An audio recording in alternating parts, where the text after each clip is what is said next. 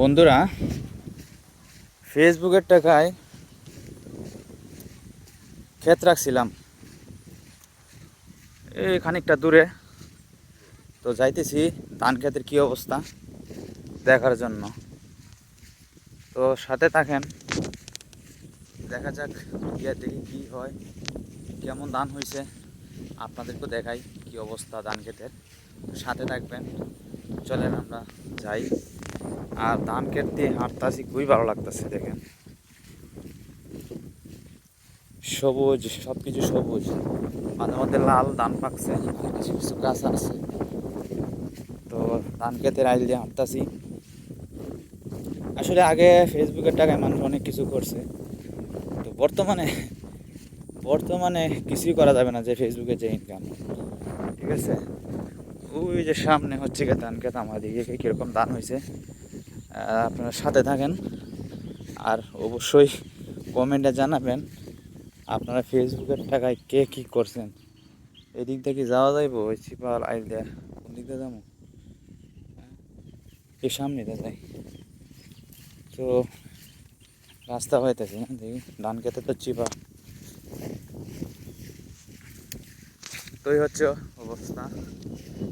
ফেসবুকের টাকায় তো আগে অনেক মানুষ, অনেকেই কন্টেন্ট ক্রিয়েটর যারা আছে অনেকেই কিন্তু বাড়ি গাড়ি করছে, হ্যাঁ, জমি জমা কিনছে। তো জানি না এখন কিনতে পারে কি না। এখন বর্তমানে যে ইনকামটা দিতেছে ভাই, 10,000 20,000 ভিউ হয়ে যায়, এক সেনও দেয় না।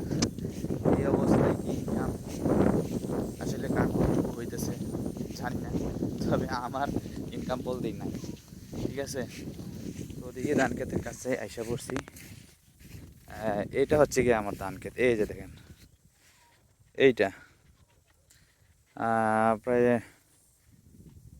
3 কাঠা মতো, আর 3 কাঠা হইতে পারে, 3 কাঠাই।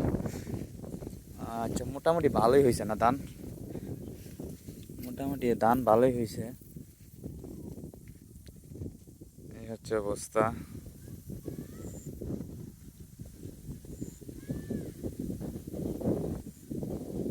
আর পাশের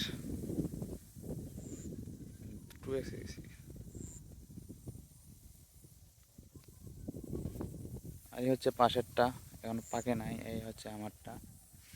আর এটা হচ্ছে গিয়ে, এটা একটু কাঁচা।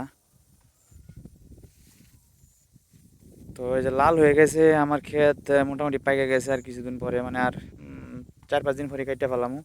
তো আমি থাকবো না, ঢাকা চলে যাবো। আর কাটবে বাড়ি আছে, লোক আছে। তো সবাই ভালো থাকবেন। আর ভালো লাগলে অবশ্যই মতামত জানাবেন, কে ফেসবুক থেকে কে কী কিনছেন, জমি জমা অনেকে কিনছেন, অবশ্যই জানাবেন। আর ভালো থাকবেন সবাই, আল্লাহ হাফেজ।